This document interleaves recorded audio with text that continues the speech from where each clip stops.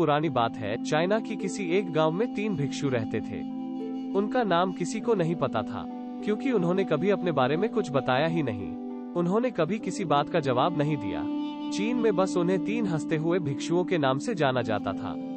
वे तीनों सिर्फ एक ही काम करते, एक गांव में प्रवेश करते, बाजार के बीचों बीच खड़े होते और हंसना चालू कर देते। यह अपने पूरे अस्तित्व के साथ हंसते। अचानक लोगों का ध्यान उनकी तरफ खींचा चला आता और धीरे धीरे उनके सामने लोगों की भीड़ चारों तरफ जमा हो जाती। वे इतनी एकाग्रता और संपूर्णता का साथ हंसते कि उनकी हंसी देखकर सारा गांव हंसने लग जाता। जब वो पूरा गांव हंसी के समुद्र में डूब जाता तो वे दूसरे गांव चले जाते। वे न तो कुछ बोलते थे, न ही कुछ उपदेश देते और न ही कोई शिक्षा। वे जहां भी जाते अपनी हंसी से ऐसा माहौल बना देते कि लोग अपने सारे दुख दर्द भूलकर बस हंसने लग जाते। धीरे धीरे चाइना के लोग उन्हें बहुत प्यार करने लगे और वो पूरे चाइना में फेमस होते गए थ्री लाफिंग मोंक के नाम से। चीन के लोग उन्हें बहुत प्यार करते, उनका सम्मान करते। इससे पहले और उनके बाद भी कभी किसी ने इस तरह से प्रचार नहीं किया कि जीवन केवल एक हंसी होना चाहिए और कुछ नहीं। वे विशेष रूप से किसी पर नहीं हंसते थे। वे बस हंसते थे जैसे कि उन्होंने ब्रह्मांडी मजाक को समझ लिया हो, जैसे कि उन्होंने ईश्वर की मजाक को समझ लिया हो और उन्होंने एक शब्द का उपयोग किए बिना पूरे चीन में इतना आनंद फैलाया जितना आज से पहले किसी ने न फैलाया हो। लोग उनका नाम पूछते लेकिन वे बस हंसते। इस तरह से उनका नाम बन गया थ्री लाफिंग मोंक, यानी 3 हंसते हुए भिक्षु।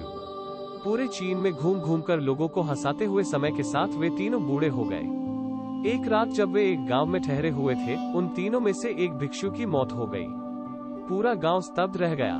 पूरा गांव बहुत ज्यादा उम्मीद कर रहा था, क्योंकि उन्हें लगता था कि जब उनमें से एक की मृत्यु हो गई होगी तो बाकी 2 भिक्षु बहुत रोएंगे। यह देखने लायक होगा, क्योंकि किसी लोगों को रोते हुए नहीं देखा था।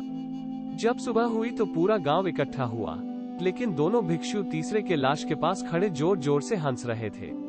ऐसी हंसी जैसे उन्होंने आज से पहले कभी ना हंसी हो। गांव के कुछ बड़े बुजुर्गों ने उन्हें समझाने की कोशिश की, यह आपका साथी था और इसकी मृत्यु पर आपको हंसना नहीं चाहिए। तब उस दिन पहली बार उन भिक्षुओं ने लोगों से बात की और कहा, हम हंस रहे हैं क्योंकि यह आदमी जीत गया है। हम हमेशा सोचते थे कि कौन मरेगा, लेकिन इस आदमी ने पहले मरकर हमें हरा दिया। हम अपनी हार इसकी जीत पर हंस रहे हैं। इसके अलावा ये कई वर्षों तक हमारे साथ रहा। हम एक साथ हंसे, हमने एक दूसरे की मौजूदगी, उपस्थिति का आनंद लिया। उसे अंतिम विदा देने का इससे बेहतर तरीका और क्या हो सकता है। हम केवल हंस सकते हैं। लेकिन पूरा गांव उदास था। जब मृत भिक्षु के शरीर के अंतिम संस्कार के लिए चीता पर लेटाया गया तो सारे गांव वालों को एहसास हुआ कि शेष वे भिक्षु केवल मजाक नहीं कर रहे थे, वे तीसरा जो मृत था वह भी हंस रहा था। चीन में यह प्रथा थी कि जब एक इंसान की मृत्यु हो जाती थी तो उसके पुराने कपड़े उतारकर उसे नहला धुलाकर नए कपड़े पहना दिए जाते थे। लेकिन मरने से पहले उस भिक्षु ने अपने साथियों से अपने कपड़े न बदलने के लिए कहा था। तीसरे भिक्षु ने कहा था, मुझे स्नान मत करवाना क्योंकि मैं कभी अशुद्ध हुआ ही नहीं। मेरे जीवन में इतनी हंसी आई कि कोई अशुद्धता जमा ही नहीं हो सकती थी। मैंने कोई धूल जमा नहीं की है। हंसी हमेशा युवा और ताजा होती है, इसलिए मुझे नहलाकर मेरे कपड़े मत बदलना। जब उस तीसरे भिक्षु के शरीर पर आग लगाई गई, गांव वालों को पता चला कि उस भिक्षु ने मरने से पहले अपने कपड़ों में कुछ पुराने चीनी पटाखों को छुपा रखा था, जो आग लगने के बाद आसमान में फटकर रंग-बिरंगे कलर में फैल गए। और यह देखकर एक बार पूरा गांव जोर जोर से हंसने लगा।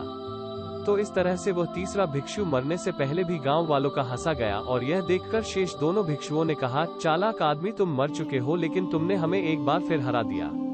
तुम्हारे द्वारा गांव वालों में पैदा की गई ये हंसी आखिरी हंसी थी। दोस्तों, आपको यह 3 हंसते भिक्षु की कहानी three laughing monk story in Hindi story कैसी लगी हमें कमेंट करके जरूर बताएं। और अगर आप इसी तरह से और भी कहानियां पढ़ना चाहते हैं तो हमारे इस चैनल को सब्सक्राइब जरूर कर लें।